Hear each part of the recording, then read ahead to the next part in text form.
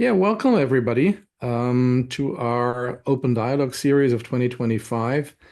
It's May, so accordingly, it's already the fifth Bioregioning Open Dialogue. Today, we're going to discuss bioregional governance. My name is Ralf Thurm, Managing Director of R3.0, and Bill Bowie is going to be the main facilitator. He's our Senior Director, and we have planned for three speakers, Sarah Queblatin, Ted Rau, and Austin Wade-Smith. I'm forward to their contributions.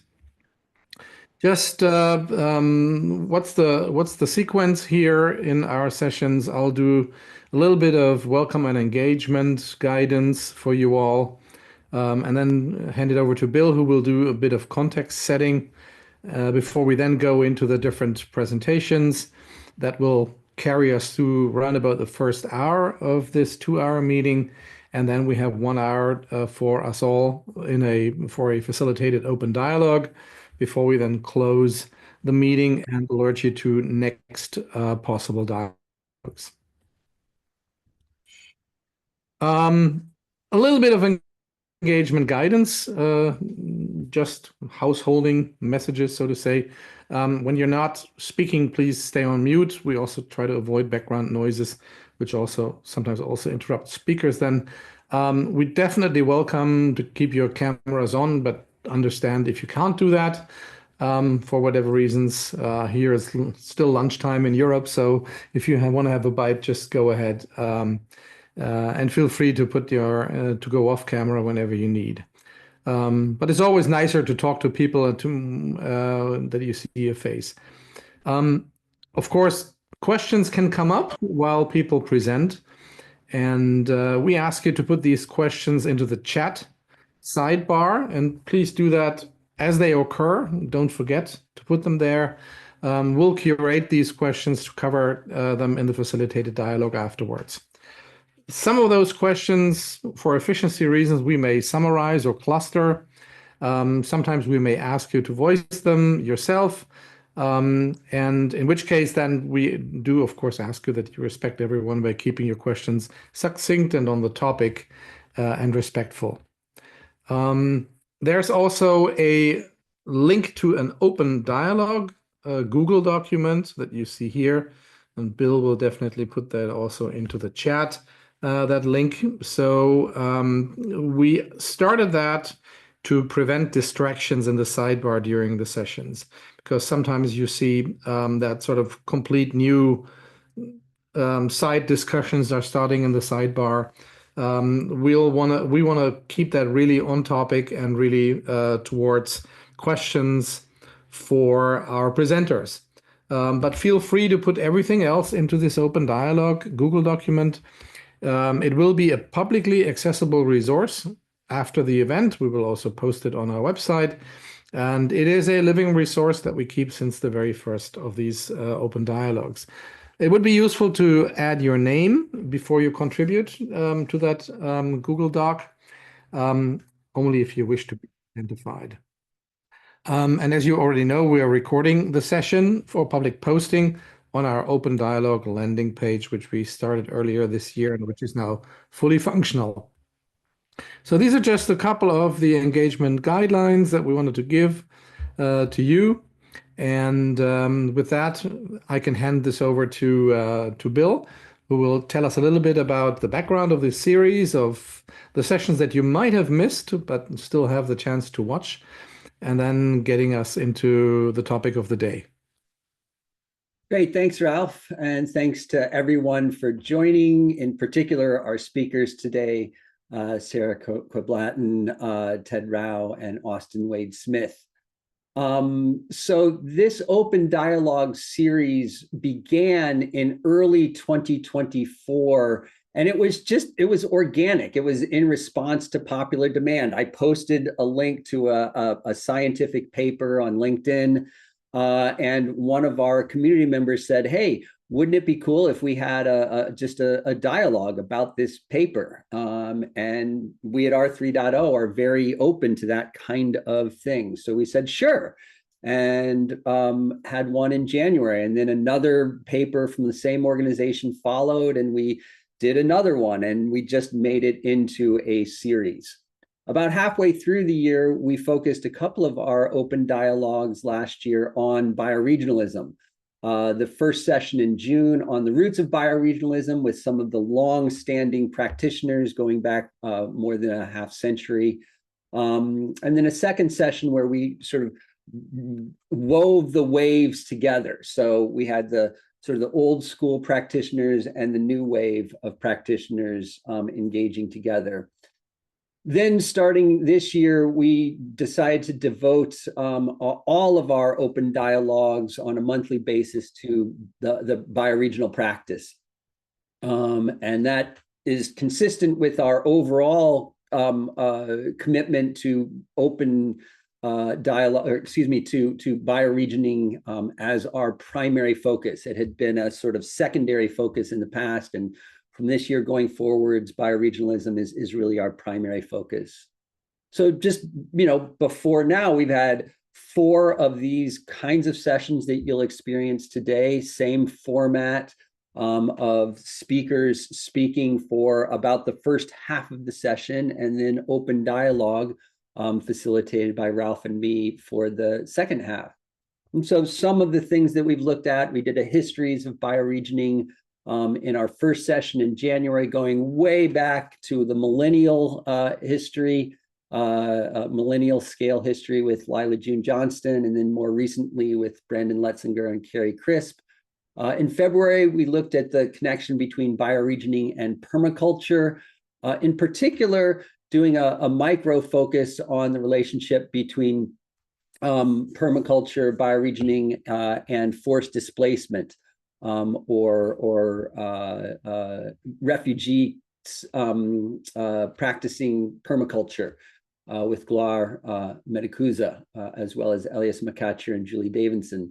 In session 3, we looked at the bioregionalism in South Asia with the South Asia Bioregionalism Working Group, and we had a number of speakers presenting various different elements of that. And then last month, we looked at bioregioning in Australia with Michelle Maloney, with her colleague Mary Graham, an Indigenous scholar, and then Kieran Kashyap, who was looking at the practice on more of a municipality and neighborhood level. So that brings us up to today. And today, I'm really excited about this one. We're looking at the relationship between bioregionalism and governance. And that is a theme that we at R3.0 have been focusing on as one of our 3 pillars of our focus on bioregionalism. So one of our pillars is convenings. So this open dialogue series is obviously part of that pillar. Another is our bioregional knowledge commons work, which obviously governance practices are part of what would be contained in a knowledge commons. But then, the third pillar is bioregional governance. And in particular, we will be focusing one of our sessions at our conference in September on a particular practice in bioregional governance, which is called co-governance, or governance that is shared between Indigenous and non-Indigenous bioregionalists. And so more on that at the end of this session when we'll share where we're going forward. But today in particular, what we're excited about is to have both some specific practices that are being documented and a broader view of the governance in a bioregional setting, which is really particular, that it isn't just governance that you can sort of cut and paste. There are specific elements to governance in a bioregional context. So that is our focus for today. We are going to go with Ted Rau speaking first, and then Sarah second, and Austin last. We're trying to get a hold of Austin. As you can see, he's not in the session right now. So we will be nimble and adapt as needed. But we're going to go to Ted first, and I'll just introduce Ted briefly by saying that Ted and I lived in the same co-housing community for, I think, about a half dozen years or so. And this was during the period when Ted was launching the Sociocracy for All as a not-for-profit to support the practice of sociocracy globally. So I had the real privilege to engage directly with Ted in those early days of sort of figuring out what sociocracy for all would look like. And so it's particularly pleasing to welcome Ted onto this session and share his thoughts about what sociocracy as a governance practice looks like in a bioregional context. So Ted, over to you. Well, thank you. And that also explains why I said yes to this, because if Bill asks, I say yes, that's how this works. And anything of the two of them. So yes, I will do it the following way. I will assume some similarity with sociocracy in the kind of depth of things, but I will give a quick overview, just 2 slides or so that those of you who think they know, but maybe don't, also get brought along. And then I will talk about the specifics of bioregions and sociocracy, or structures for bioregions. So that's what I just said here. So first, what is sociocracy? And here's an unusual way of starting with this, because we will need this later. What is hidden in sociocracy that hardly ever gets talked about is that it has an interesting twist to things compared to top-down management methods. It's like, because typically it's used in organizations. It is that everything is allowed until it's not. So it's a self-management method, right? And the idea is sociocracy is governance by those who associate together. We just basically do stuff, and then we restrict what we do by making decisions together. That's the basic core idea of everything. So that means everything is allowed until it's not. And as I said, we then make agreements that restrict what we do. For example, if we start an organization and we don't even fully know what it is that we're doing or not doing, we might then make an agreement on what our aim is that kind of boxes certain things in and say, this is what we do and this is what we don't do. So now we have an agreement that then we can carry forward and base other agreements on that. Now, that means we need a mechanism to see what agreements match our previous agreements so that we build something that's consistent. So we don't say one day we do this and one day we do that. And that alignment mechanism is consent as a decision-making method. The idea of consent here, this is kind of the classic way of describing it, is instead of going with what everybody agrees to, like instead of asking till everybody says, yes, this is the best idea, we just basically go for, if you don't have an objection, that means you consent. Catching the people who might not have said this is the best idea, but also don't object. That's these people. I know this is fast. I just want you to, I'm kind of preparing just the very basics that I will make use of in a bit. So the idea here is that you only object to a decision if there's a mismatch with something else, right? You don't just say, I don't like this. You say, no, this doesn't work because we had said this is how we do this, or I object because this doesn't work with the practice of this and that, or it doesn't match our agreement on funding.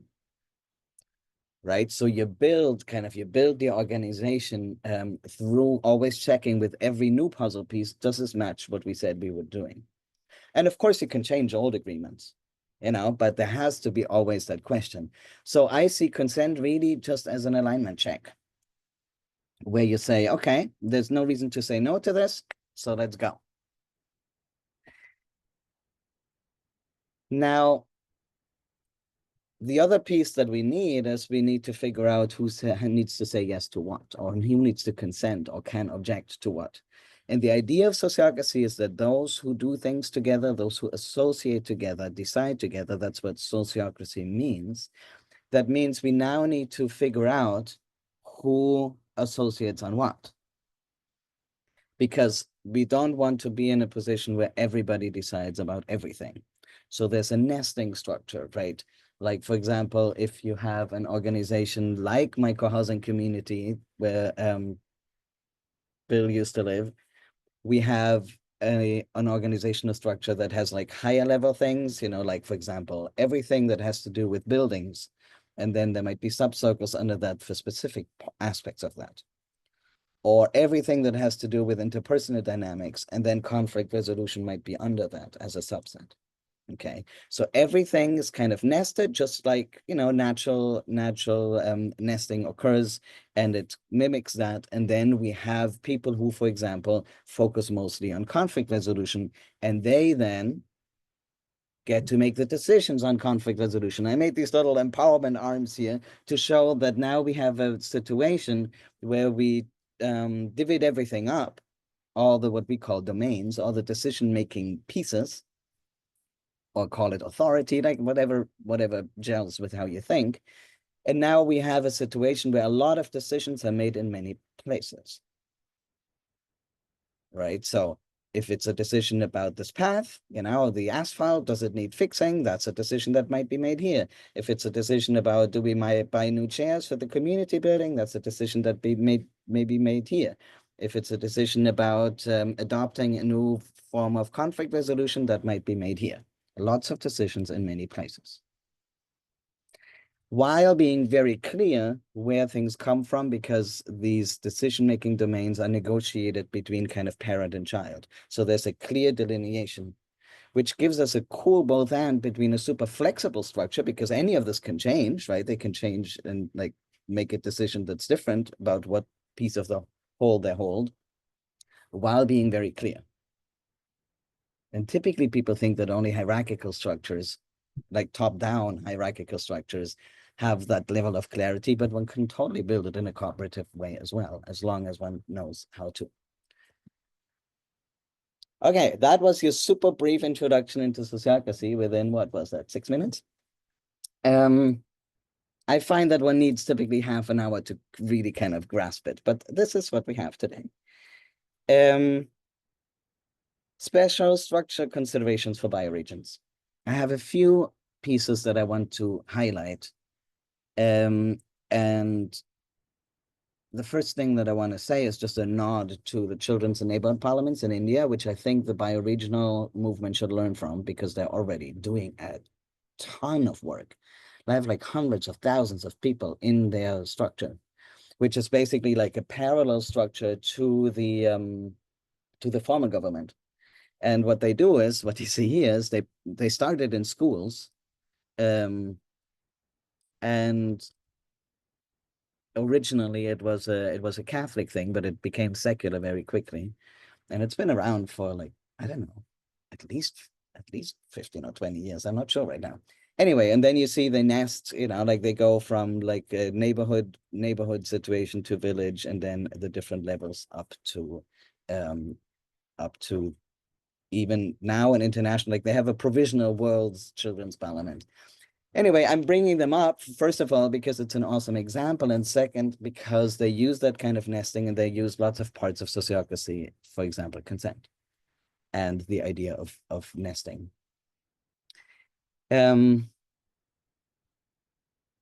Now, the good thing, so I have basically 3 problems that I bring, but I want to at least start with one thing where I go like, this is something I think we know how to do, and sociocracy allows us how to do it. And it is that with this kind of nested structure, this is not super revolutionary, but I want to still bring it as an asset. We can decide what decisions live on what level, right? And really play with the subsidiarity principle. And then wherever decisions are made on a higher level, so to speak, so not just on the grassroots level, it would have to be based on usefulness, right? On which level is cooperation useful? Like you already have now in like voluntary self-commitments and these kind of things, like in standards and so on, right? So we know that kind of stuff can be done, and I think one could take that for bioregions. And that's one of the ingredients I would point to. Oh, and one thing about that is that I think that only works if you start from everything is allowed until it's not. Otherwise, you're going to create a mismatch. Like you can only have either a everything needs to be actively permitted or a everything is allowed until it's not kind of system. I don't think they play well together, but we can go deeper into that. One thing that I honestly don't have such a brilliant idea, but I'll say more about it in a moment, about how to solve it is, what do we do? Let's say just, you know, as a draft, we have like a topical structure, like that takes care of the infrastructure that we share in the bioregion. You know, like I threw on here, like education, health, water, whatever. And then typically people also want some sort of geographic representation. Let me put just a pin on that. But for now, I want to ask, like, what do we do with NGOs, for example? They like, is for example, education, is that then playing with NGOs? So is it more like what, you know, like a school board does now? Like which one is it? And if it's both, then how do they play together? Or maybe if everything is just commons management, we don't need NGOs anymore because NGOs are literally a parallel structure. So these are questions that I have. I'm like, wait, how do we do that? What do we even exactly mean? Like, what's our goal here? Not so sure on that. Domain mismatches, there's plenty of them. So what do we do, for example? So thinking with a sociocratic mind, I see a domain mismatch, which is, let's say water makes decisions about water systems.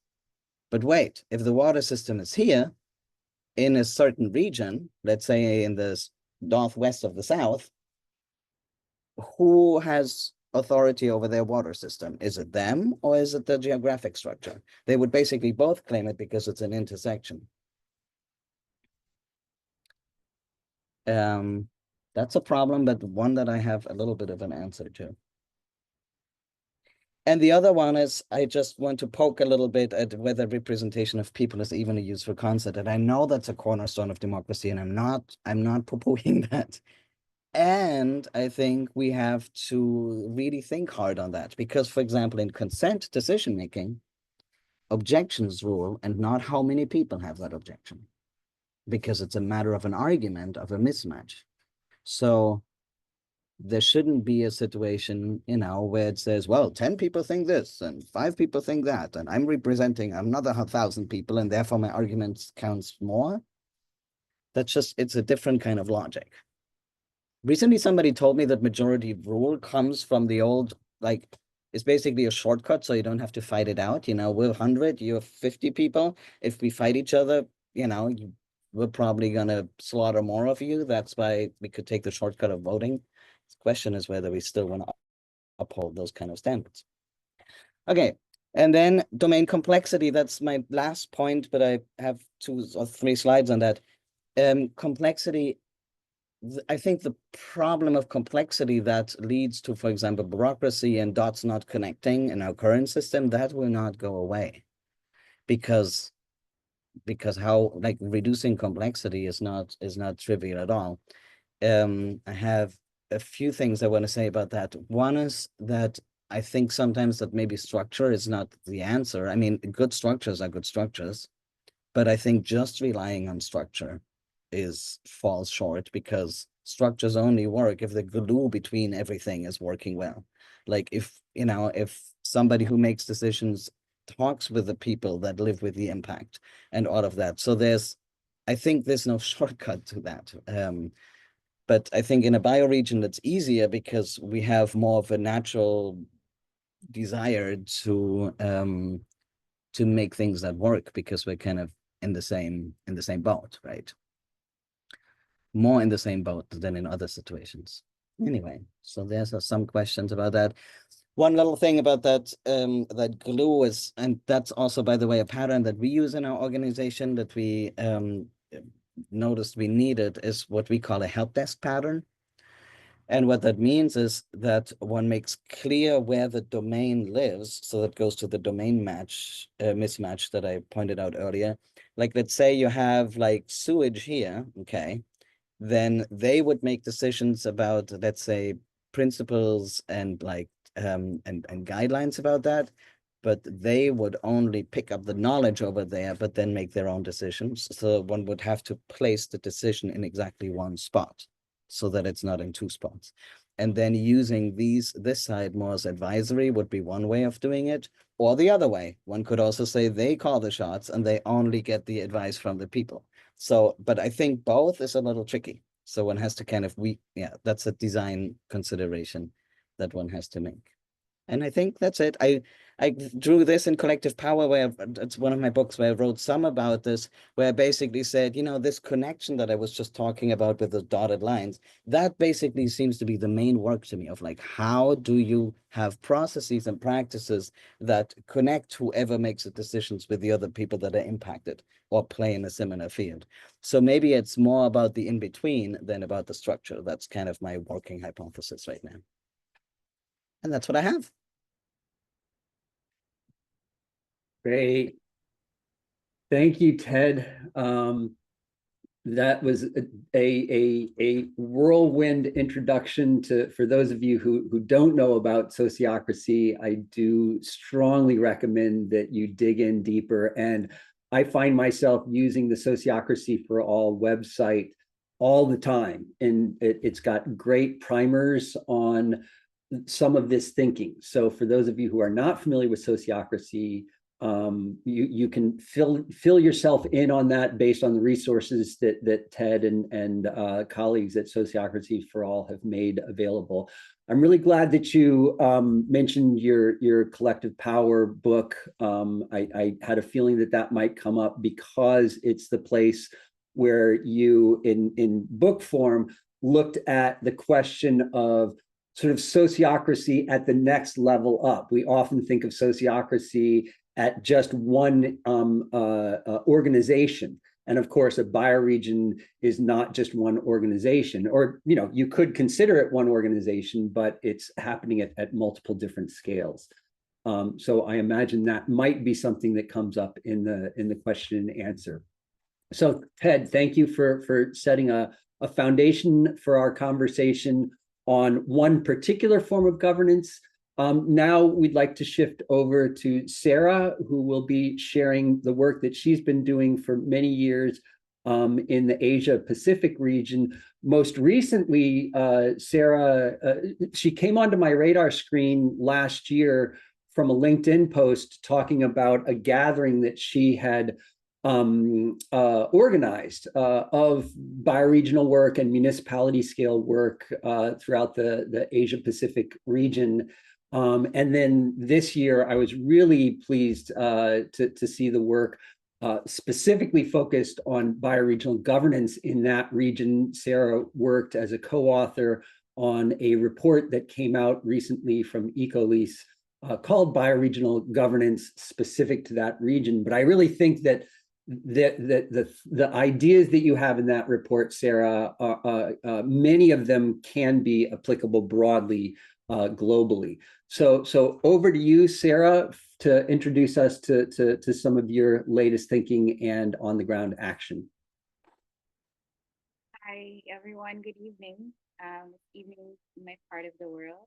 My bioregion is Cebu Islands. It's an island as part of the ethnic group of Visayas, which has historical roots with Hindu and Islamic sultanates and kingdoms before the Spanish came. So that's kind of my bioregional identity, I guess. I'm in the Philippines as we press in the present day, and the name, it was named after King Philip of Spain. But for me, grateful to be here because it's also different to share it to a non-Asian audience. I guess widely in this session would be mostly from Europe, I guess, or the US. So yeah, looking forward to also hear what you think about what experience. Can you see my screen? So I'm going to. It just has an audience window showing right now. Okay, you're going. Great. Looks good. Okay, perfect.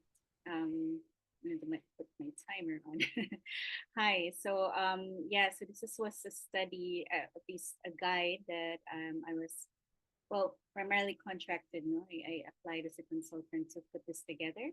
It is with Ecolis, and they were part of a European EU-funded project across many organizations in Asia and Europe. So it was an exchange. So we also worked with Resilience Earth, who shared their knowledge, and then we integrated some experience of Indonesians because it was piloted in 10 cities in Indonesia, and eventually we had like 30 people join us when we had the training proper in Bali last year. So our partners from United in Diversity and Alan Santi was involved because of their work in Indonesia. I'm part of the Global Eco-Village Network, and then I also work as, could you hear the bell from keep driving? Oh, it does on my side, I guess, because I'm host. So we had the training last year, so just showing this photo of I think that was what Bill was referring to. So I'm gonna go land into our reality, our experience as a region, bioregion of bioregions. But we are, one of the highly vulnerable. It is the really extreme weather that we experience. So we're really working with this backdrop. My country being the number one actually, and then the second one is Indonesia, and other parts of Asia are also part of this.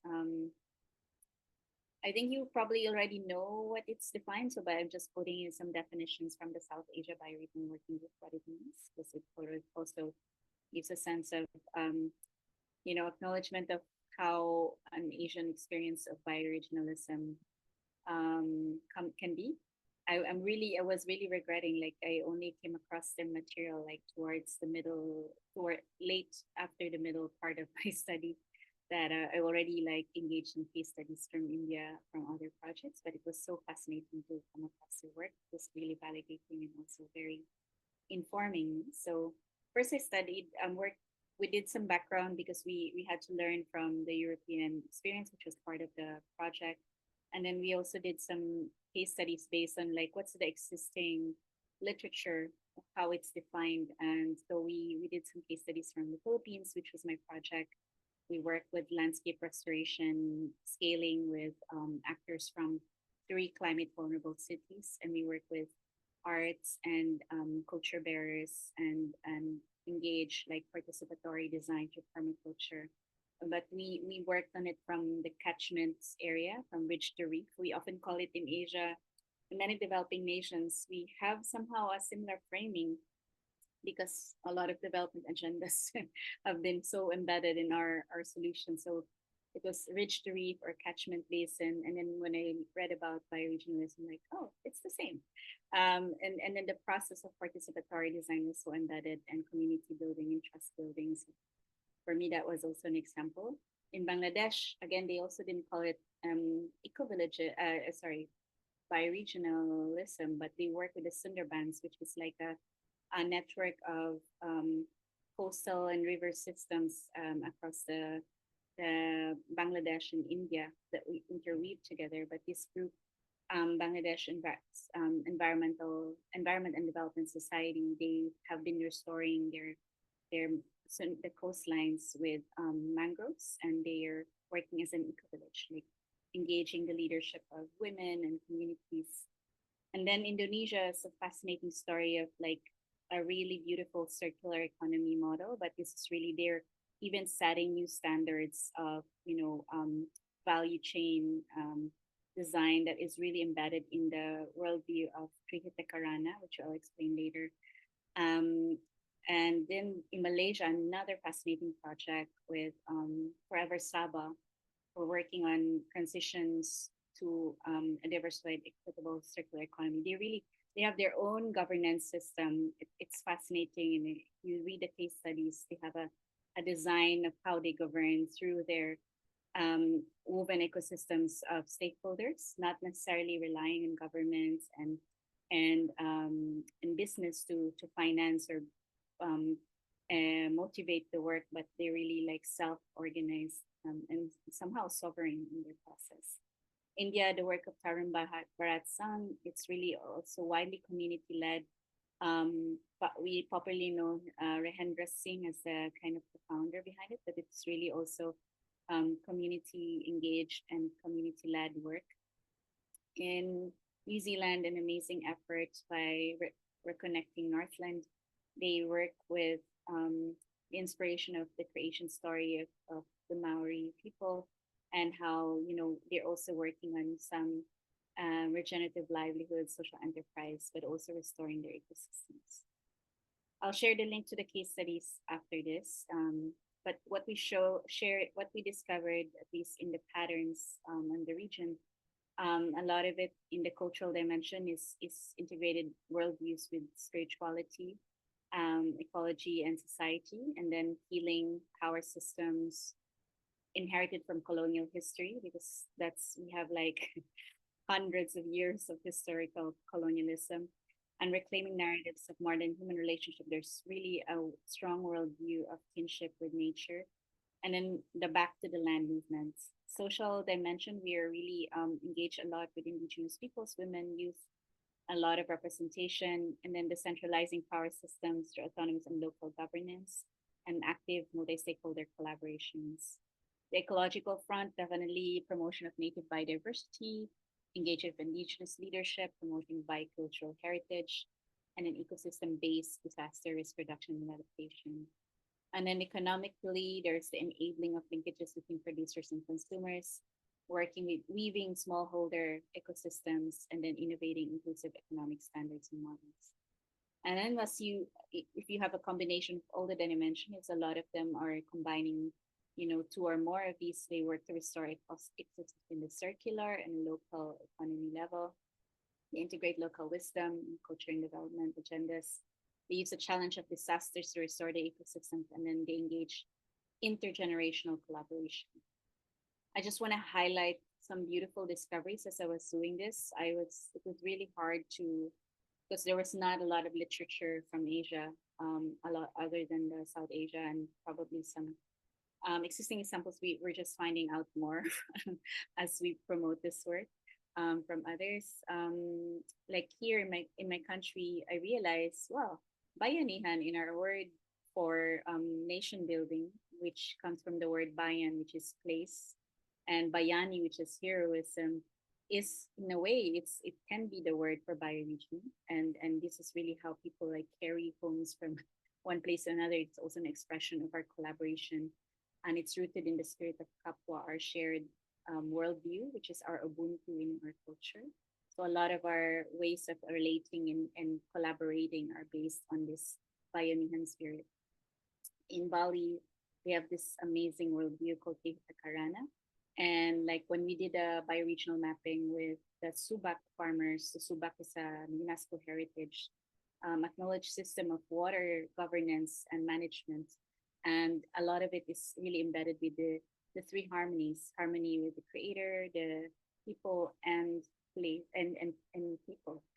Sorry, with nature. And a lot of it, their economic system is governed by it. They manage their water, their ways of governance. Politically, they're also guided by it. And then spiritually, there's all these their systems, integrated systems, are based in this worldview.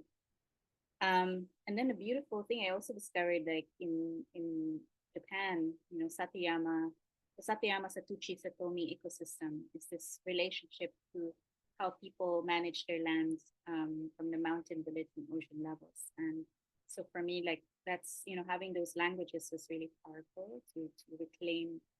And then in the process, it was hard to define like a step-by-step that this is how you do bioregional governance.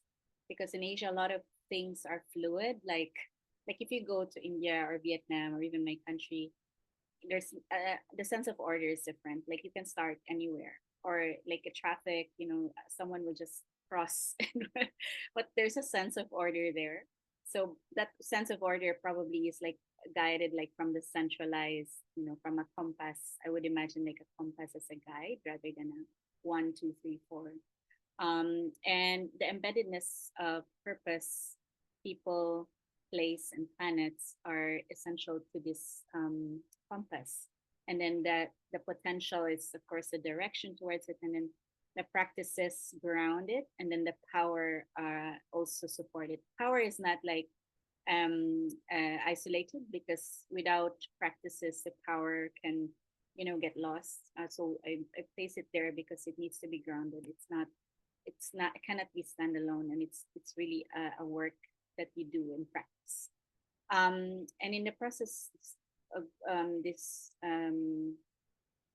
compass, looking at 7 goals. So planet, so addressing the shared risk and futures. So here, this is the ring around the planet, the compass, the kind of like the outer boundary. Sorry, there's like Bahasa terms, because I actually used this for a presentation 2 weeks ago for GIZ in Indonesia, and a university in Banjarnapur. So you would have Bahasa terms.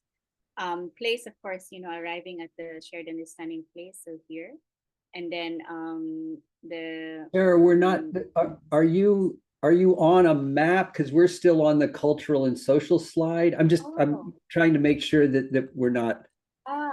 Can you see it? Sorry, here. Yeah, we can't see. We're still on the purple cultural and red social slide. So. Oh, strange. Yeah, sorry about that. Yeah. Thanks, Tony. Also. Yeah. Could you see it now? It's just pulling back up. So. How about that? It's still just saying that you've started screen sharing, but it's not. It's not showing anything. Okay.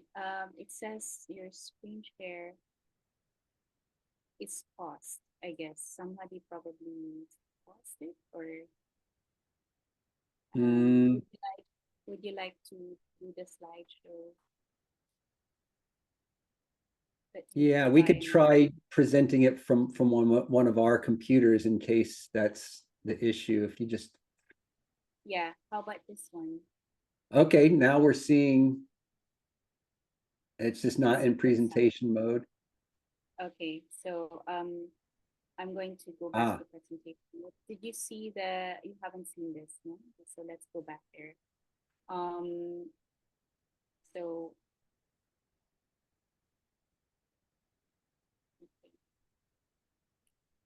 there we go. We're seeing. Oh, okay.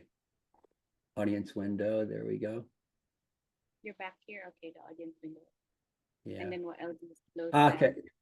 Now we're seeing Bahani Yan as bioregioning. Yeah. Great. Okay, so problem solved. Thank you. Perfect. So yeah, if we see that, that's the Filipino expression of bioregioning, because bayan is place, bayani or hero is heroism, and then that's also how our spirit of collaboration comes in. And this is the Trihitakaran of Bali, the 3 harmonies with creator, with people and nature, how they really govern their socioeconomic, their political systems, how they manage their water, guided by this. And in Japan, this beautiful Satuyama, Satuchi and Satumi ecosystems, and how they work around, how they manage the land and the water systems are within this relationship with nature and humans. I was talking about the compass. Instead of like a step-by-step, the Asian experience is quite fluid. It's quite, there's a sense of order. So if you go to the streets, it can be quite chaotic, but people manage, as a sense of understanding of people's place and direction. And if we go to, are you seeing it still? Yeah, but we haven't forwarded on to the compass though. We're still seeing the Bayanahan as bioregioning. There. So I'm gonna stop the presenter view, but I'm just gonna go back to the main. Sorry for that. It's important to be adaptive and be able to roll with the punches. So thanks, Sarah. No worries. Okay. let me just do the full screen and avoid the presenter view. That sounds like a good call. Great. So let's do that. Is this helpful? Now we're seeing it. Yeah. So yeah, it was kind of difficult for me to come from a step-by-step. As I shared with you, the cultural, it's a very circular culture, a lot of us use. So just working within a compass where, actually instead of a north polar, North Pole, we're looking at the center as the core. And then each arrow is really directed towards the potential place, but then the grounding of power with practices, and then working with the embeddedness of purpose, people, place, and planets. And the 7 goals that we work with, it's the ring around is the planetary goal. It's like addressing shared risks and futures. And then next is place, arriving at a shared understanding of story of place. It's also where we, the heritage, the identity of the people, their biocultural heritage, and then coming into their purpose, like their collective values and personal values with leaders, stewards, and then working with collaboration with people from different sectors. And then looking at the vision based on regenerative potential of place, with their potential, the practices, weaving shared practices that innovate to test them for the better. And then lastly is working with power, creating safe and mutually co-benefiting spaces for collaboration provides. While doing this, it was not easy to operate without some ethics, because I felt like ethics are so important. And there were just 3 ethics I was proposing. And of course, this can be evolving because there's so many authors of bioregional governance. But here it's just for me, what I saw was that it was important to restore a sense of belonging, belonging to place, relationship to place was important as a design ethic. Healing power is so important, especially when we talk about, well, the invisible power, unseen power, and then you also have to reclaim the narratives of the land, and like, for example, many of these territories were colonized, so the division of lands were also disembedded and disconnected from the river or from the mountain and the people. So we have to reclaim and then heal power divides across sectors. And then lastly is to regenerate future, because a bioregional governance effort will never be successful without a future to forward to. It was beautiful to see how Daniel Wall put this together. I saw this like when on the same day, the day before we actually delivered the training in Bali. So he shared this material, and it was like on LinkedIn. It was so nice that it was very much aligned, and also because I also do e-commerce design, so we also kind of aligned that. And as I was doing this, I was following the work of Tatiana Fraser on deep scaling, and I realized like some levels, and this is only emerged the last few days. I did put together the scaling up, wide, and deep work, but I realized bioregional governance is also you're moving from transactional to transformational. And then this, I just added this recently because when you look at it, most of governance is to institutionalize and formalizing plans, more lobbying. And then networking, if you scale, you have more people engaged together, a lot of groups, your platform is connected. But then there's this deeper work of weaving, which I think a lot of our colleagues in the Bioregional Weaving Labs, and then a lot of efforts that are working on trust-based collaboration and working on stewardship.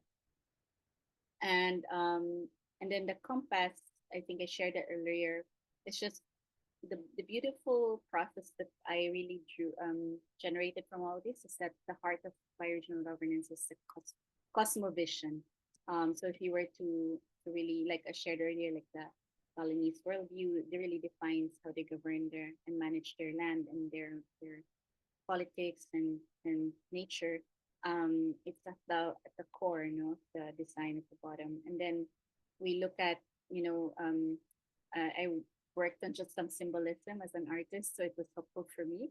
But also like deep weaving practices, as I shared earlier, of trust building, meaning making, earth honoring, ecosystem weaving, and acting with reflecting.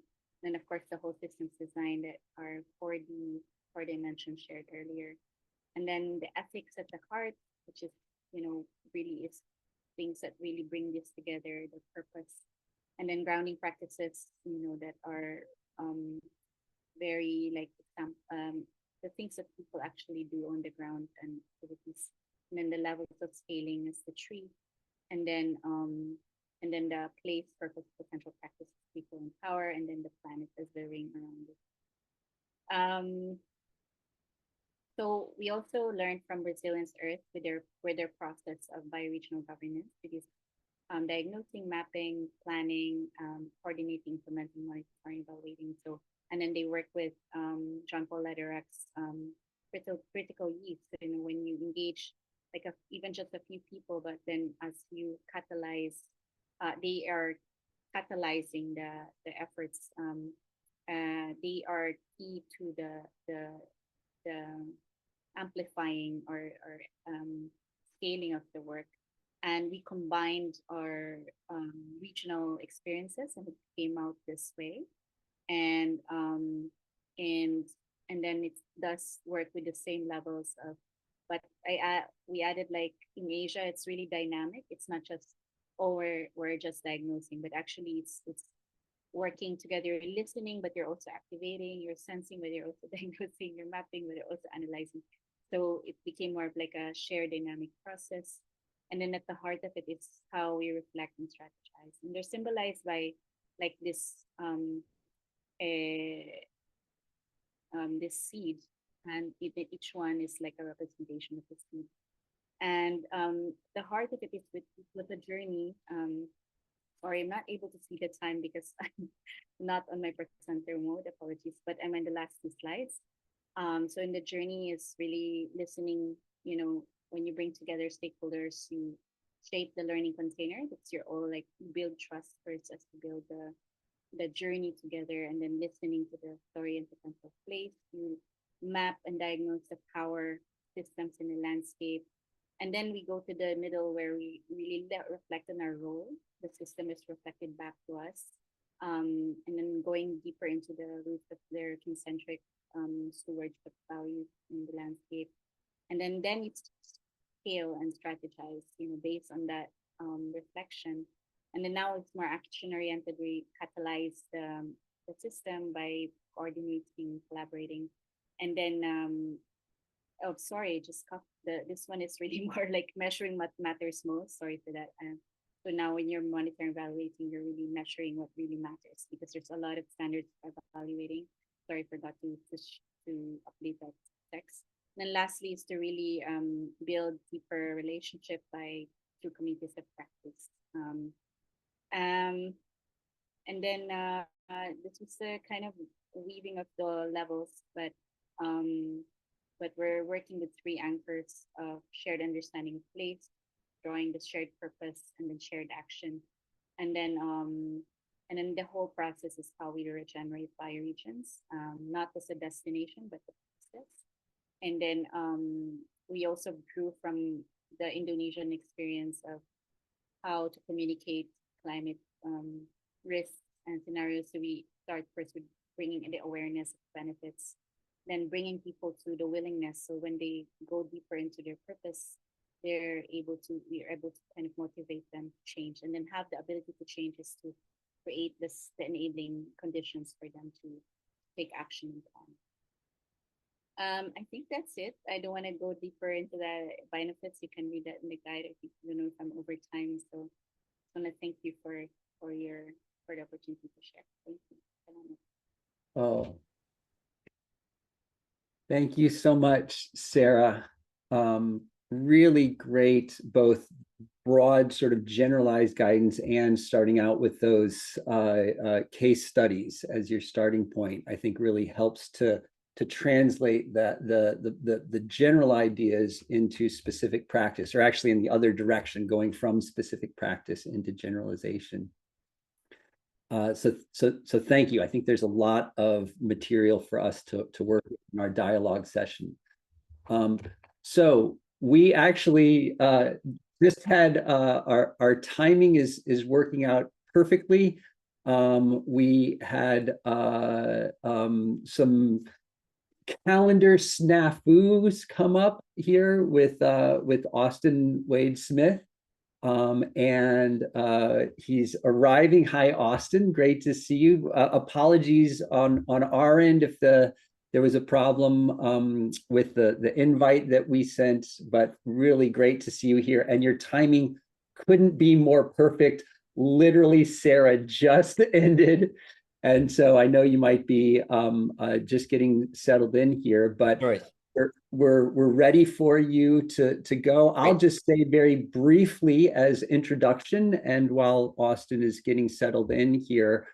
So Austin Wade Smith is Executive Director of Regen Foundation, and Regen Foundation is an organization that we work closely with. So Will Zoll is the chair of Regen Foundation, and he sits on the R3.0 steering board. Regen Foundation serves as a fiscal sponsor for the grant that we have that is supporting our bioregional work. And I got the opportunity and pleasure of spending some time with Austin recently in the last several months at the United Nations in a series of meetings hosted at the United Nations on bioregionalism. And so that's where I first saw a version of what Austin is going to present, and was really blown away by the thinking, the depth of thinking that Austin and the whole Regen Foundation and Regen Network team have been putting towards applying their work on regeneration in the bioregional context. So with that, Austin, hand it over to you for about 12, 13, maybe 15 minutes of presentation. Thanks. Great. Okay, well, pardon again the lateness. I'm happy that this worked out. Calendars sometimes have a little bit of magic in them. It's nice to be here. Nice to see you all. Happy Monday, wherever you are. Some new and familiar faces. Yeah, so I could give kind of a handful of different presentations. I'm going to focus specifically on some thinking around bioregional governance related topics, but I think the conversation could go a range of other directions, or there's a lot within that, so we can kind of explore as we see fit. Yeah, I've had the pleasure to work with R3.0 and Sage and /Bill on many occasions, so I'm happy to be here. I'll say broadly speaking that the main focus of my work, see, my video is sometimes laggy, so I'll turn this off and on again. Can you all hear me okay? Okay, it's just a freeze. Yep. So the focus of the Regen Foundation's work is not so much in isolating the particular kinds of value forms that a regenerative bioregional paradigm might employ, but more supporting the institutional bodies or the eco-social actors that support the creation of that value, its governance, its ownership, and its dispersal. So we are squarely in the realm of institutional design or institutional cultivation. And I think pretty quickly the word institution falls short for its intended purpose. And most of the time, when you try to find a better word for that, usually the best example, counter word we have, in my experience, is a word that comes from a native context. So if we were speaking about Western Europe, we might say it's the commons. If we were in Aotearoa or New Zealand, we might call that an iwi. If we were in East Africa, we might call that a chama. So different forms of institutional or eco-social bodies which support bioregional governance has been our focus. And it's interesting because there really isn't a good word for this. I see it, someone has entered the waiting room. Okay, so I'll screen share concisely, quickly here, and we can just get right into it. One moment. Yeah, and sorry, Austin, you'll hear the dings if people are coming in just because you're co-host for sharing. Cool, no worries. Little wake up. Can you all see this? Yes, we can. Thanks. Great. It's So you got get the sidebars visible right now. Yeah, I'm presenting from Figma, so y'all have to forgive me for that, but I think it will still work. So No worries. Regen Network as a broader project is an application-specific blockchain that underpins a community of practice that are working on a wide range of different approaches to develop and circulate living value systems. And you could think of the like one version of this is a notion of crediting. And I really don't want to talk about credits that much, but I think they're a helpful like reaction point. I work much more in the space of what we call like regenerative claims or claims engines, which if we have time, I'm happy to go into. But we could think of the value system as some kind of discrete entity that value is pegged to that circulates. And in the kind of historical version of the notion of a credit or the credit theory of value, that can be a credit is effectively a discrete unit of value. It doesn't have to be like a carbon credit. So we're using it in kind of the open sense there. And simultaneously, there should be some kind of eco-social body which governs the terms and implementation of regeneration locally. And probably the big point that I'd like to make for this presentation is that one of the most important dimensions of bioregional governance is how communities design and govern collectively what their indices of flourishing should be. What are the benchmarks or the measures by which human and non-human collections are evaluated in terms of their regenerative impact? And that is not a universal, that's actually from the grassroots process, essential to hold. So I'm going to explore some of that.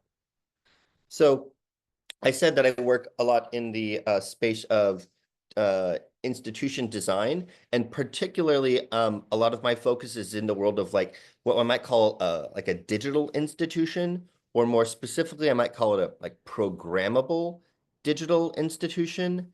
And another kind of annoying technical term for that might be a DAO, a decentralized autonomous organization, which you can think of as an entity, an institution which lives, is backed by a blockchain, but it's digitally native. But you can basically design and program the terms around its ownership models, how governance operates, its operating agreements and things like that. So there are ways that we can basically quickly prototype and experiment with models of co-ownership and co-governance, not just of physical things like resources or currency, but also of information and data and things like that. So I'm very much from the lineage of the commons and believing firmly that we have a wide range of some pretty interesting emerging tools coming online that allow us to explore and prototype new iterations of commoning in ways that have been very difficult to do in the past,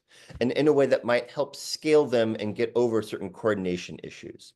So one of the, I think, important ideas that we could hold in bioregional governance is that we're revisiting and recultivating the notion of the commons, but not just around fisheries or aquifers, but also the data that they express. And that if we can think around this, getting past this digital, physical, like, digital divide and living systems, that they're somehow just like incommensurable with each other, we have to have a proficiency and an ability to be good stewards of information and data and living systems. And so I'm very emphatic around weaving those two into each other as a model of commoning. David Bollier has pointed this out. Commons are comprised of three primary things: some kind of common resource, rules around access or engagement or usage, and then some kind of information exchange system. And that's the case within DAOs and within commons. So these three components are sort of the building blocks of a new kind of eco-social institutional design. Yeah. So within this entity, within this sort of like hybrid entity that's stewarding and maintaining both, say, a patch of forest, a syntropic agroforestry initiative, a kelp plantation, a coral reef restoration initiative, a beach cleanup initiative, they're both managing how people are dealing with physical resources and also its information. And so a lot of if we say that one of the primary initiatives of regenerative economics is to do the opposite of fining people for polluting, which means we want to reward good stewardship. As soon as we start trying to cultivate value definitions that are like living value, then immediately we get into a question of through what index or what measure is life defined. And that will forever be insufficient. The ways that we make indices around thriving and well-being will always be insufficient, and I think it's just helpful to acknowledge that, because it's impossible to carve up discrete units of this big, beautiful, complex world and say we're doing justice to it. It's a tension that must always be navigated, and I think this is a core question around governance, that it is insufficient and we have to continually revisit what the needs are for that circumstance. So you could talk about biological regeneration and cultural regeneration on a kind of spectrum or on a kind of continuum, where there's issues of social equity, gender equity, racial equity, and also like environmental equity, resilience, biodiversity, carbon sequestration, water cycling. There's, a million ways that we could describe well-being, and how do those overlay on top of one another? So this would be a kind of schema to think through, well, how would a group come up with a kind of like index, and I'll call it in this case a credit, but in effect, you could think of it as sort of like a claim around environmental impact and regeneration that could have a number of these dimensions to it. So if we enter into a governance process to define what does buen vivir look like, what does right relation look like, we might say it has these attributes, and those should be the measures through which any kind of form of value should be underpinned. It's what value is pegged to. So in the systems that we're developing, we have practices where there's community governance around the indices of flourishing, which get broken down into kind of like schemas, like larger categories. And in this case, this is from one in the Upper Amazon region, that we have sort of two more ecological or ecologically oriented measures, and also simultaneously a more culturally oriented measure. So if this is around keystone species protection, keystone species as an indicator, again, themselves a kind of indicator of well-being, it can include, measures of protection and maintaining of keystone species, as well as, say, afforestation, which is like another way of saying avoided deforestation, and it might have like cultural resilience in the case of, say, schools being built, or the amount of trips necessary to external cities that remove young people from like cultural context, from education.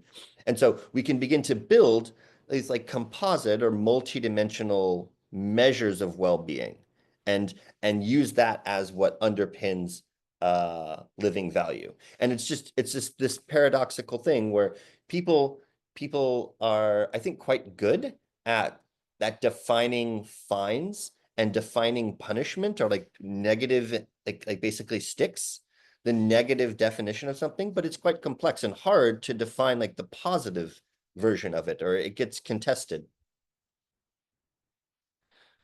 So maybe this is just like another dimension to think about within this bioregional governance context, is that yes, there's an important and impactful bioregional meme happening, and it's been going on for a long time. And I don't mean to be dismissive calling it a meme. It's just like it has a certain level of cultural traction to it, and a lot of people on this call have been working on it for a while. So like I really, it's a privilege to be sharing and talking about this with you all. I think we can sometimes miss the kind of tension or the counterbalance that comes with a bioregional type of thinking, because inevitably we'll have initiatives that are not based just in a region with a diversity of skills, but we'll have people who are not based in a region, but with a commonality of skills or interest, and we'll call those guilds. And so if you have a common territory, a common region, that's the horizontal axis, with a diversity of skills, you could see people in a shared place with a diverse range of skills coming together to form mutual resilience and sort of a form of sovereignty. We could call that like a bioregional entity, and in this case, I'll call it a bioregional DAO because that's some of the thinking that we've been doing.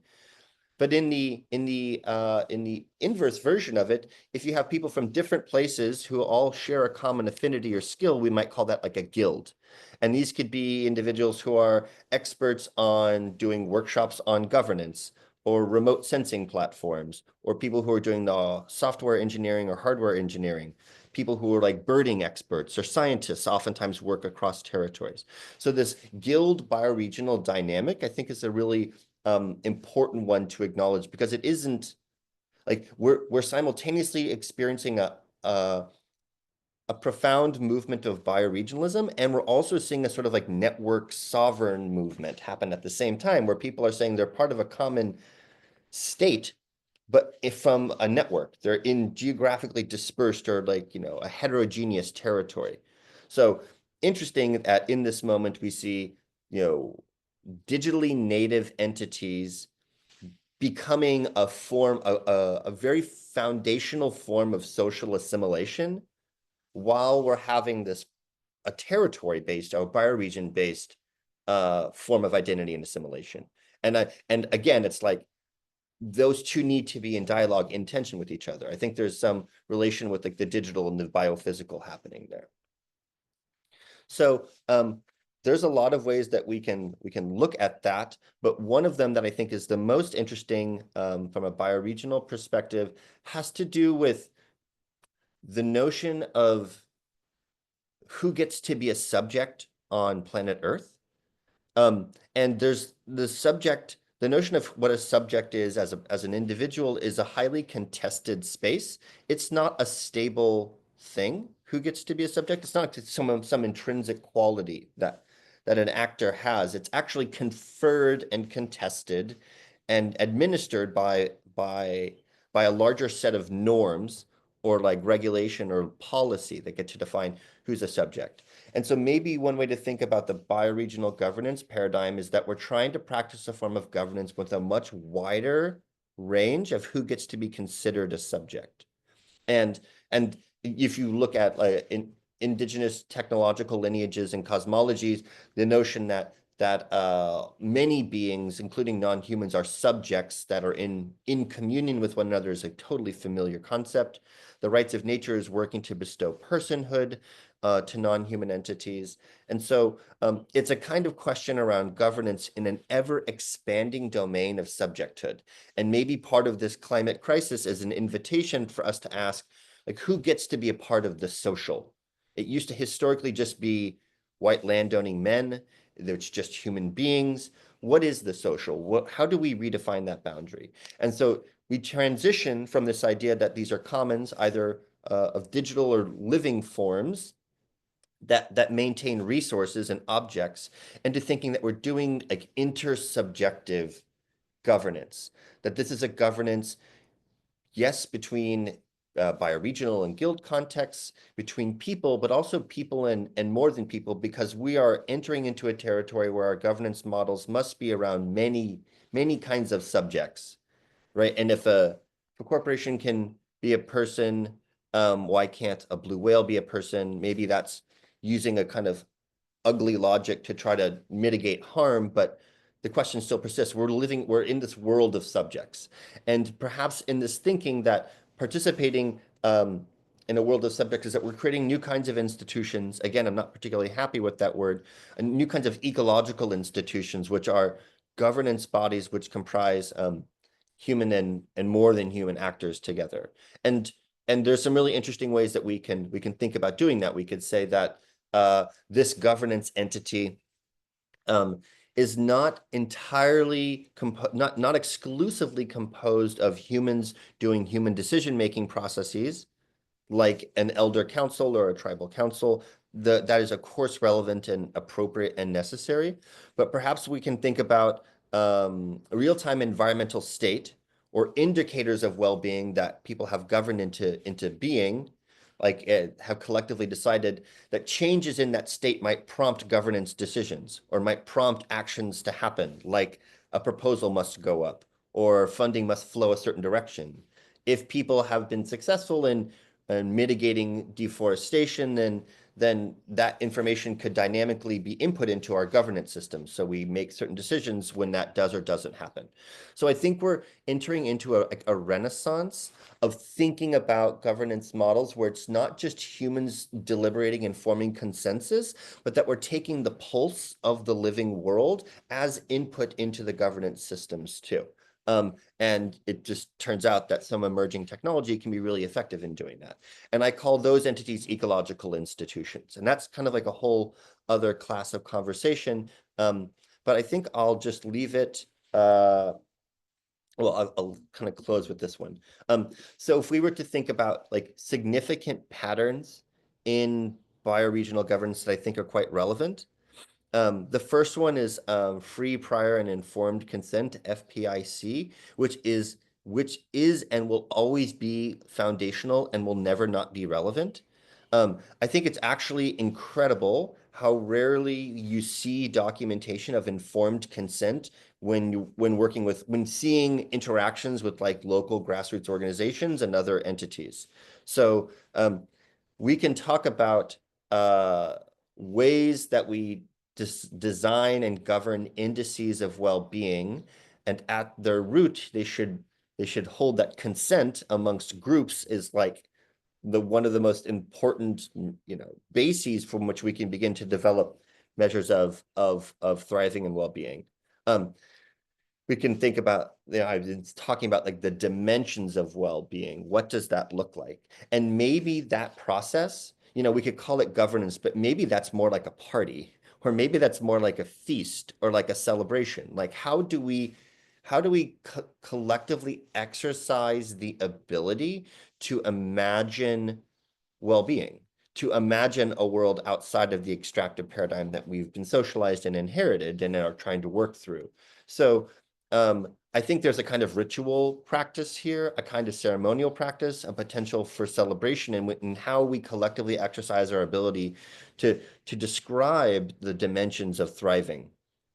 I didn't get into this too much, but in any process of intervention or implementation for these things, there must be a process by which we plan. We create a sense of what the implementation process will be. How do we want to intervene in a bioregion to be good stewards to it? We do that sort of intervention or that stewardship, and then we monitor the impact to see like how effective was that, and how does that change or update the initial plan, that we're able to incorporate feedback in a kind of iterative loop. One of the forms of bioregional governance I find really, really interesting is this notion of validation. And we could say, broadly speaking, that one of the major challenges within the bioregional movement and regenerative economics more broadly is that effectively the resources very rarely put wind in the sails of local initiatives. That's one of the core challenges in this entire economic paradigm, is that we can describe that there's living value, but only very rarely will there be to date has there been successful examples of those resources directly supporting the people doing that stewardship. Again, I think this notion of commons and the potential of hybrid living and digital institutions can really support like disintermediation and direct funding systems. But then in the inverse of resources flowing to where the value is being created, we need to simultaneously make sure that the local level is validating information about what's happening so that it can propagate upwards in decision-making hierarchies towards those people who are making policy decisions and things like that. Like I'm not encouraging for there to be a hierarchy between people, who are bureaucrats or higher up in governmental posts and those who are at the grassroots. I'm not saying that is just a fact of nature and we should just leave it as is, but currently the way that it stands is that the decision-making head and the base that's intervening on the ground are not communicating with one another. And validation of information at a grassroots level is probably one of the most important spaces we can be experimenting with. And this is some of the work I've been doing with Bill at the UN, is to say that we don't necessarily live in like a data economy. I mean, we do. Data drives so many things, but it's not just data. It's data that's validated and verified to be credible. Therefore, able to do something. It has teeth and muscle to it. Who gets to decide what data is valid and verified? And actually, I'm arguing that a local level of data validation is in a way a kind of governance.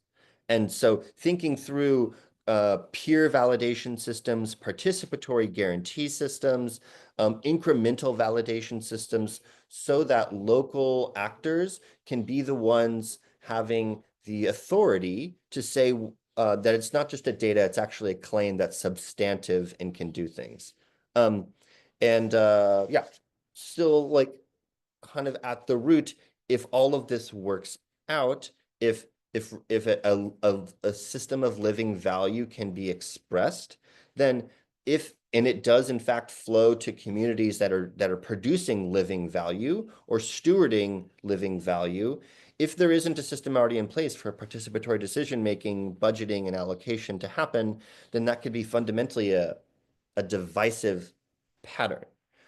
So participatory budgeting and funding allocations, we do a lot of tests with those with partnerships because it's sort of like the basic capacity, the required minimum capacity for groups to be able to do perhaps more complex kinds of like data validation or indice design and things like that.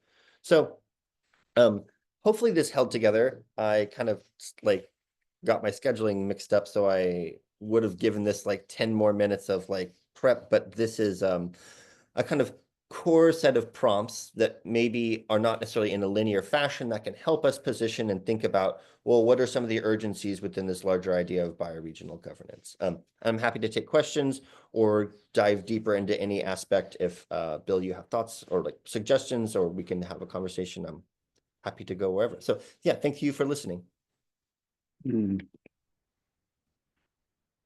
Thank you so much, Austin. Really a lot of food for thought here. And I agree. And that's part of what I really appreciate about this presentation of yours is that each slide is almost a rabbit hole, if you will, unto itself. That each one could sort of prompt a much deeper exploration. So thank you to all three presenters.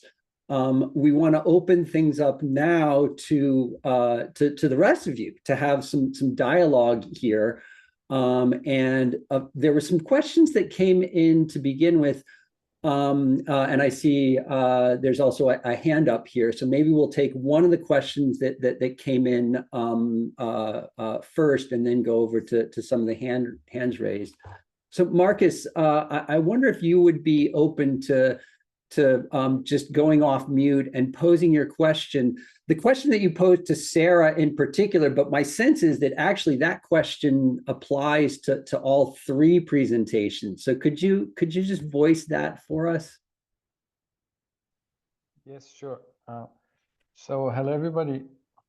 Yeah, my question was about who needs to be part of bioregional governance, and I was wondering whether those that are most opposed to regenerative approaches because their business model or their existence is based on extractivism. How do we interface with them if they are the, let's say, destructive forces in the bioregion? How do we establish a kind of parallel governance system? Normally, they are very well organized, also in terms of governance, formally and informally, legally and illegally. So what do we do with those players?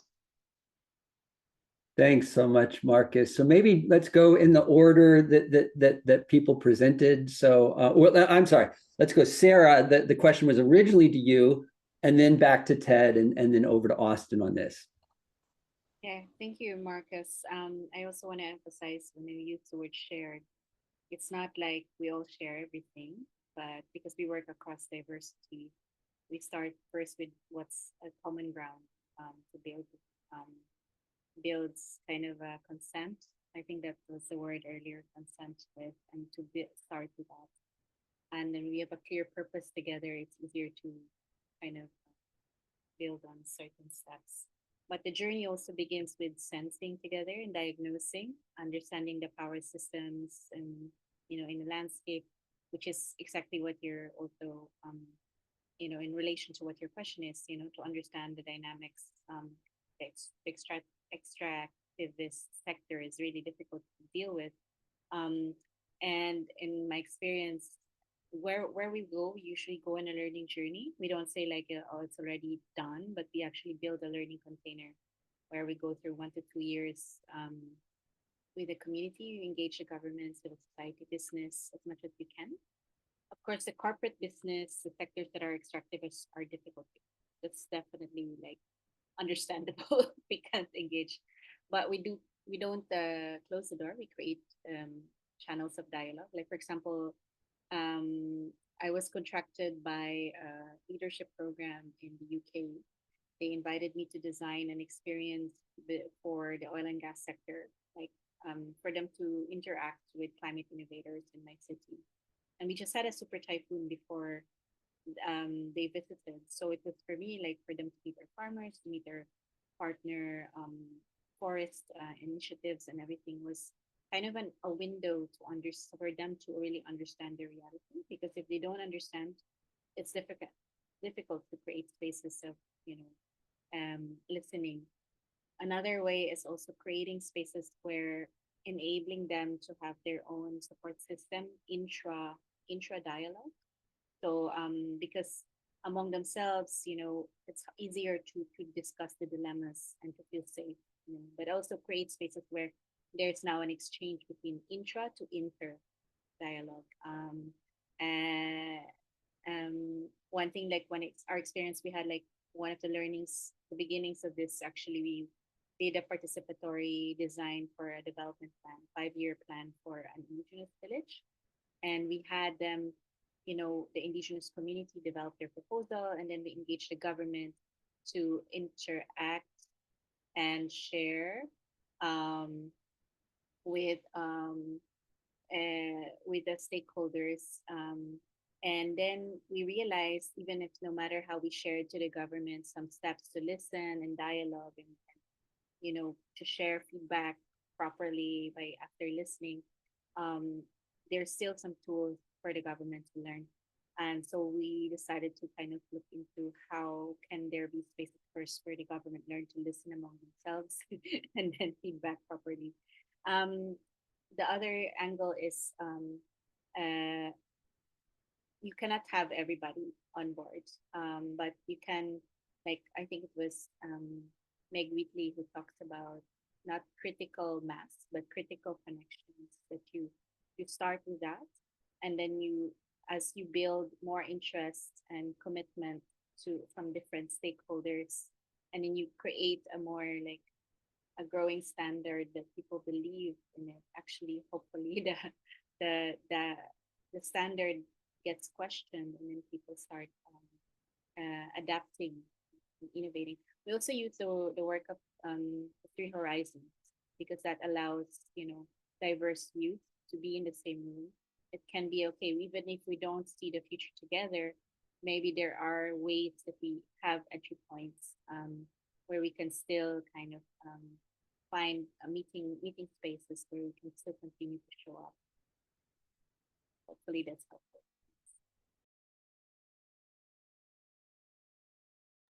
Great. Thanks so much, Sarah. Ted, over to you, and then Austin.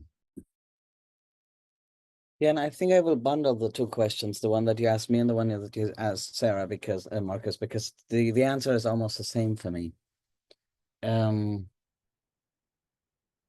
It's hard to linearize that in my head. So I guess I want to say that I've changed in my theory of change. That's really what this boils down to for me.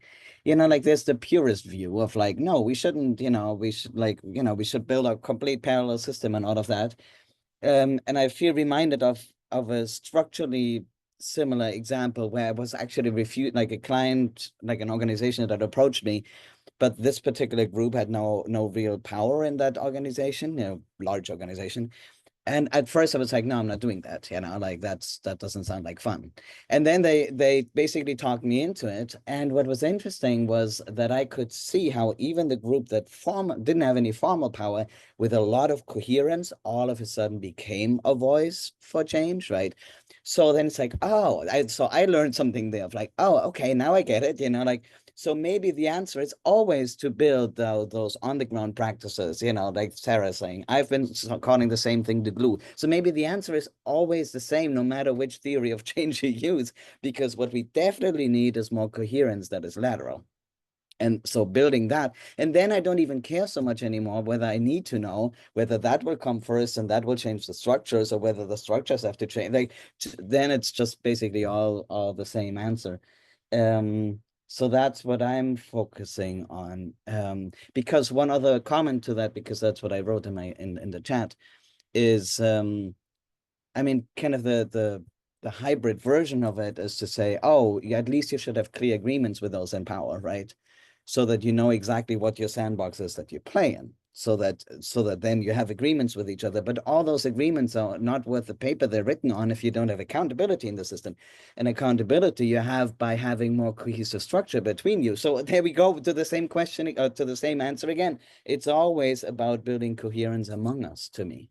It's all about connection. So that's what I'm focusing on these days. Thank you, Ted. That's I love that you gave a specific example to illustrate that. That really helped me to wrap my head around it. Austin, over to you. Yeah, it's an interesting question. If I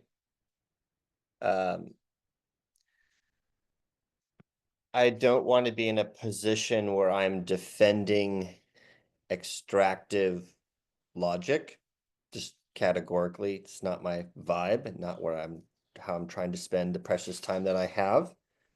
And yet I recognize that there is a role within the way we assemble together and create forms and systems as people or as subjects together that involves some level of extraction. So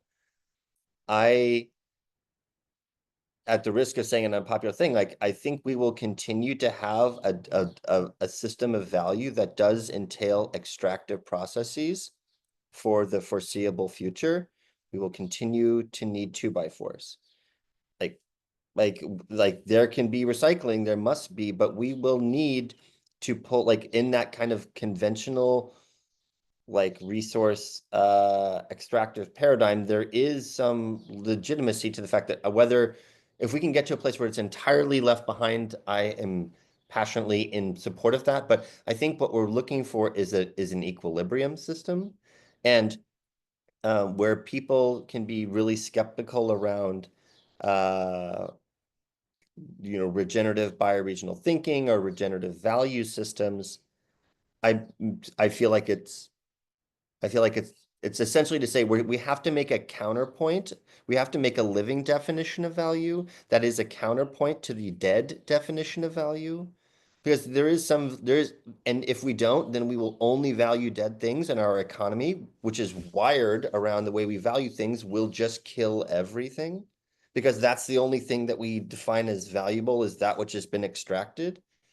So if we can create a practice by which we have life and interdependence and pluralism and resilience as something we value, it is a necessary counterpoint that means that we can live in some kind of balance or some kind of equilibrium. And so I don't think that's a controversial point to make to almost anyone, that they see it quite clearly that the way we define what we value from a bioregional level is what these socio-technical systems we've created, what they will propagate and reproduce. So we have to like train our values into the legal, economic, and technical fabric of our societies. And if we can cultivate our ability to define living well-being as a form of value and counterpoint to the extraction, then there's a very real possibility that some, not all of the institutions that currently exist can work in service to that. So we have to compost toxic logic and toxic institutions, but I don't think we have to compost them all the way down to just like dust. Like there's some sub-assemblies that can be used that are still helpful. We don't have to start totally from scratch. And we can start beginning to not just say defining, a counterpoint of living value to counter extractive, but we have, a new paradigm of institutions, of living institutions, ecological institutions that underpin and support that living value system. And I think that's kind of like trying to get at what you're asking, if I understand correctly. Thank you, Marcus, for posing that question, which clearly was generative, and I love how the answers from Sarah, Ted, and Austin sort of stand on their own, but also kind of create a dialogue amongst those three. So thank you for that. We have a hand up from Zemek. And then we have a question that was asked very early on by David. So why don't we do your hand up first, and then we'll go back to David for his question. So Zemek, over to you. Oh, and you're on mute. What an opportunity to be in a room with you guys. So much amazing information that I've just gotten. I have to say, this is not my area of expertise. I'm a researcher and forester.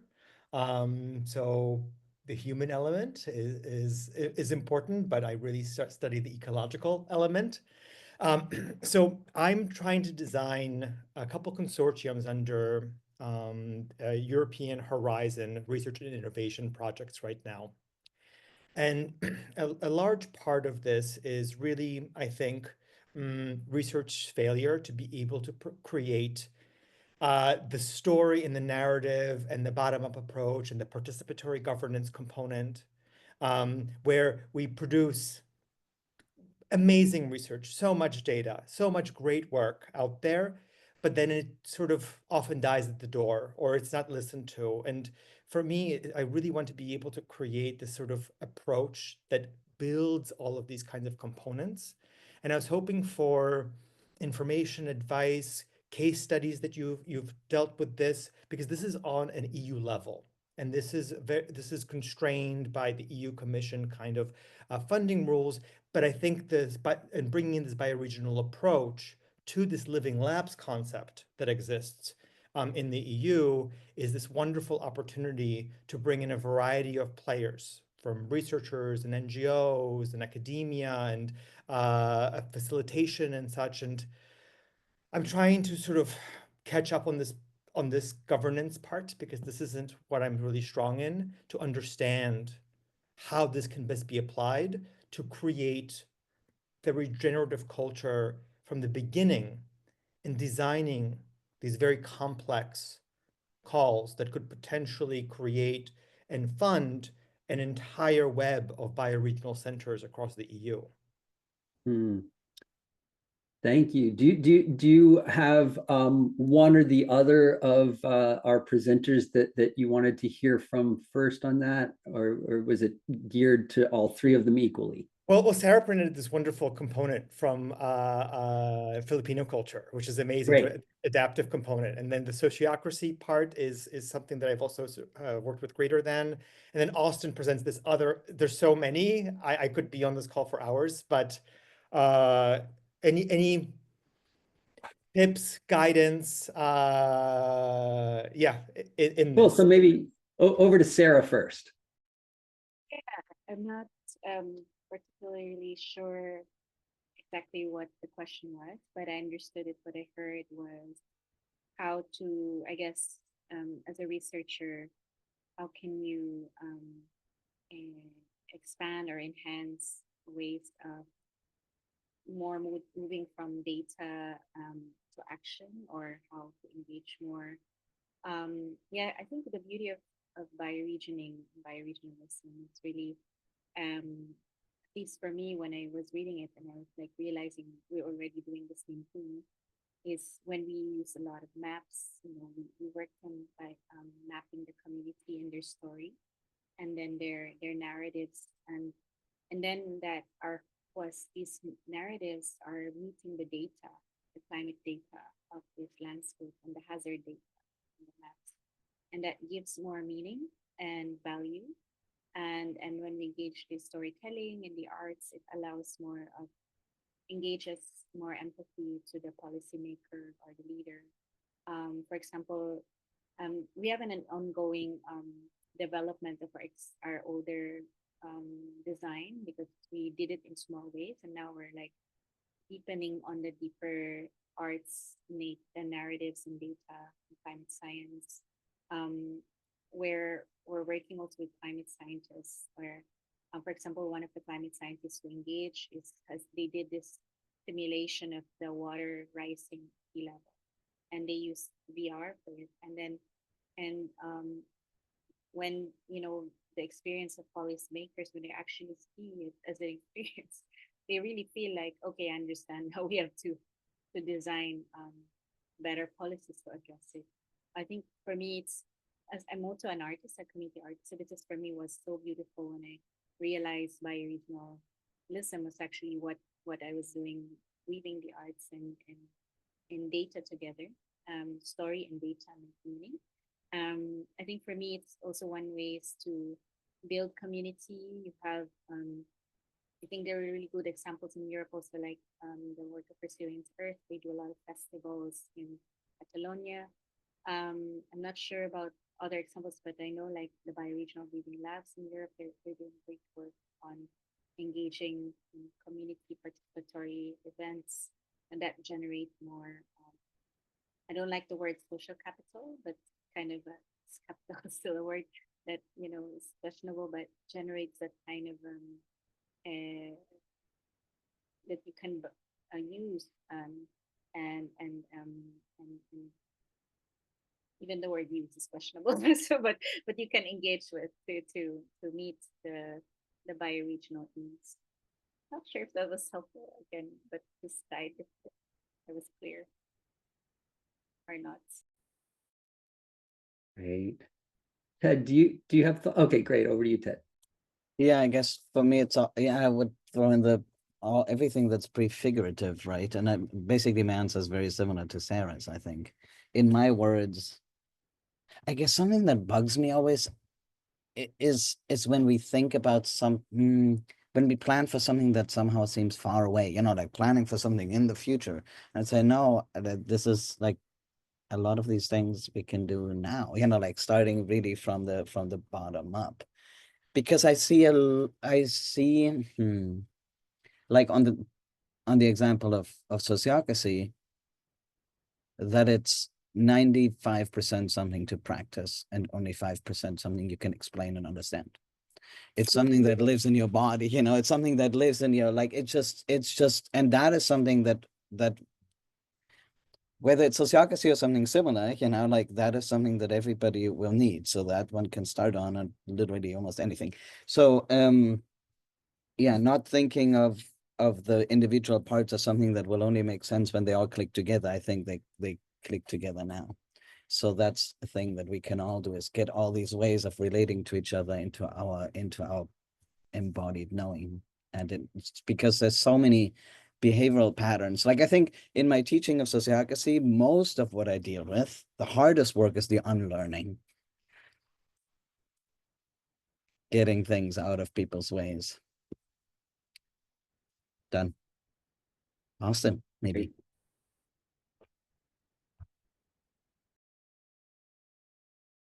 Austin, over to you if you've got thoughts on what Semek posed. I think I would appreciate just like a sort of concise reframing of the question, because my head went a couple of different directions when I heard the other two reply, if you don't mind. The idea is in creating these research and innovation-based consortiums that are confined within very specific calls of the EU, and to include these participatory structures, right? Because they're working on the grant in a loose consortium, you don't have the funding for it, right? Then if you get the grant, then all of it moves forward.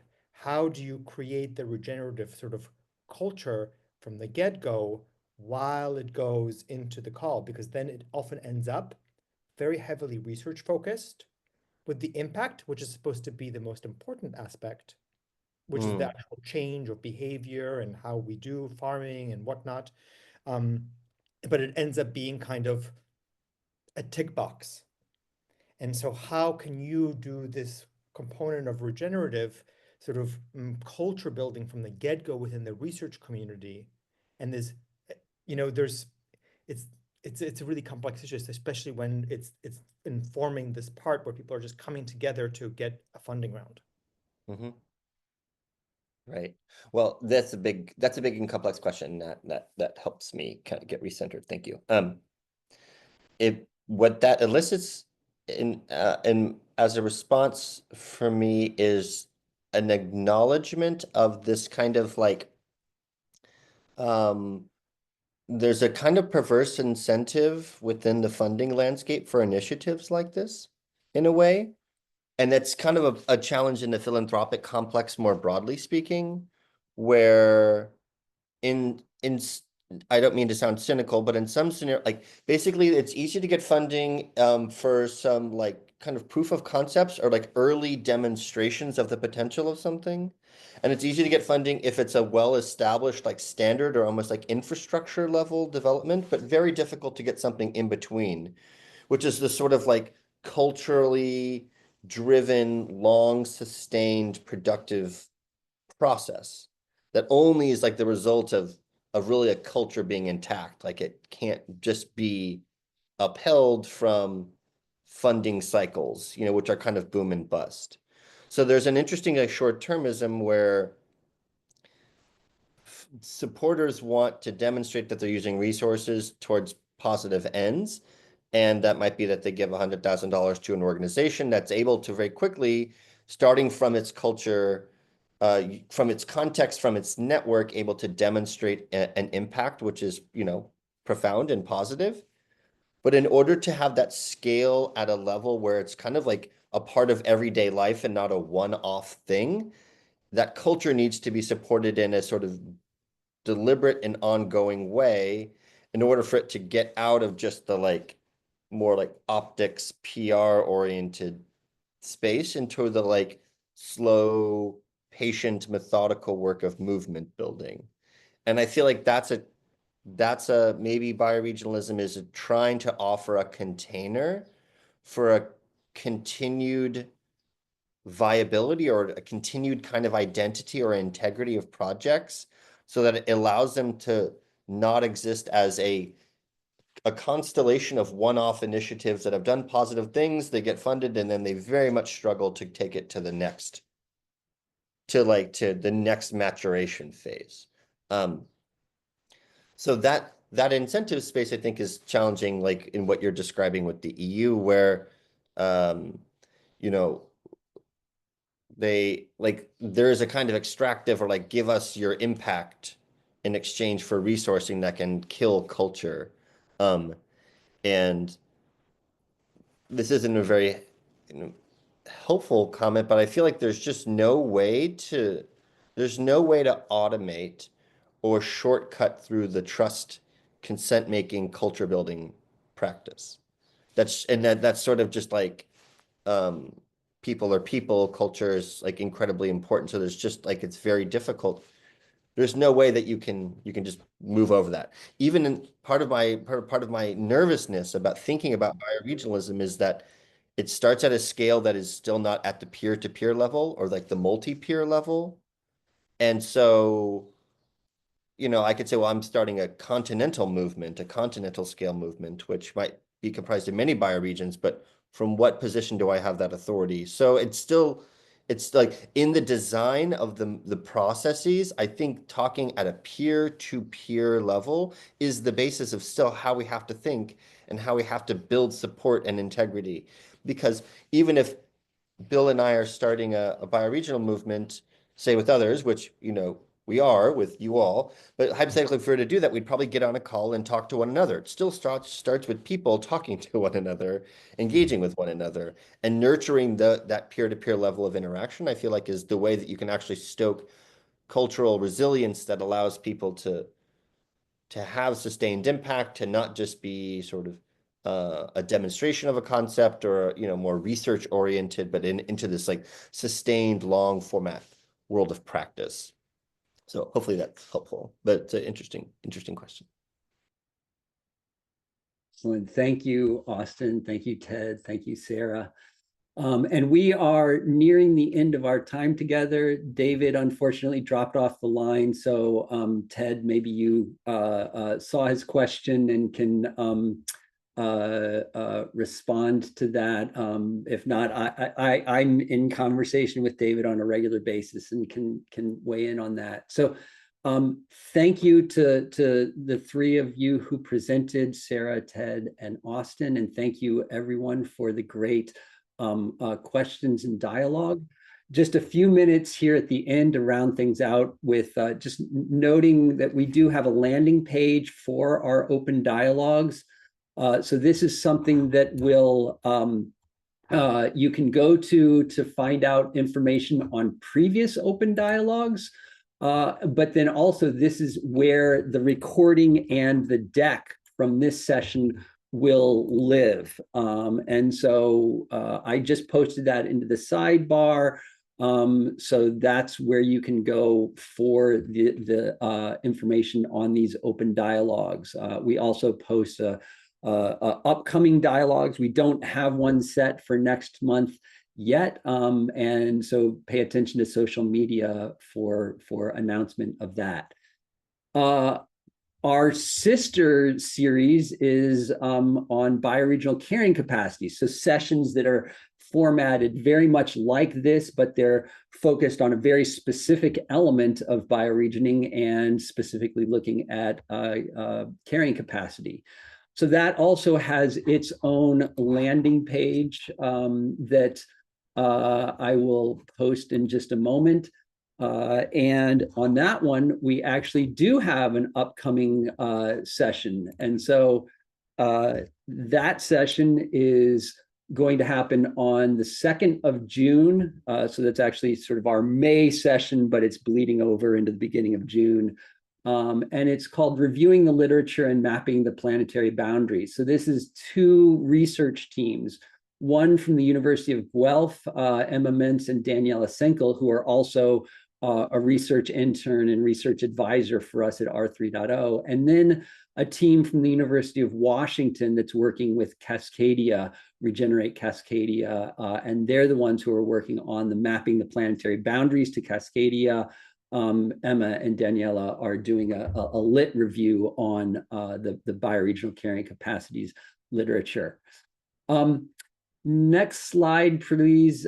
We also have our conference and bioregional confluences coming up. So on September 9th and 10th will be the prime conference content that will be happening. And as I mentioned, we do have a session on bioregional governance, specifically co-governance. And we have some confirmed speakers for that from the Alliance for the Mystic River Watershed, which is a co-governed body here in the Forest of the Northeast bioregion where I'm operating, that is both townships in that watershed, and there are two Pequot tribal nations, the Mashantucket Pequot and the Eastern Pequot. So one of the representatives speaking, Mike Thomas, is from the Mashantucket Pequot tribal nation, and Maggie Favretti will be representing the non-Indigenous perspective in that. So that's, there will be other issues that we're covering in that conference. The other thing that's happening is we are hosting, or we are inviting bioregions to host their own autonomous confluences. So these are in-person gatherings to complement the online conference. In person, we're inviting bioregional groups to view the conference content together and then discuss it amongst themselves. And then on the third day of the conference, the 11th of September, we are having a debrief day where all of the confluences globally, and we already have expressions of interest from, I believe, 27 different bioregions from 5 different continents already. So this is the expression of interest. You have until the 31st of this month. So if any of you are in a bioregion that has interest in participating in a confluence, you can fill out this expression of interest. And then lastly, we have guidance. So we've put together a guidance document for this confluencing that we see ultimately leading to the revitalization of the bioregional congressing practice. It has continued to be practiced for the last 50 years or so in certain bioregions, the Ozark Area Community Congress, for example. And then it was practiced at a continental scale in Turtle Island or North America from the 80s to the early 2000s, but it has fallen away. So we're looking to revitalize that practice. We have some guidance on that, and we have a meeting coming up on Wednesday to provide further guidance. So you'll be able to, if you do create submit an expression of interest, you'd be able to join in on that. So I think that brings us through all of the information that we wanted to share at the end here. Ralph and I thank you very much for participating in this. Thanks again to our speakers and to all of you who joined. Take care.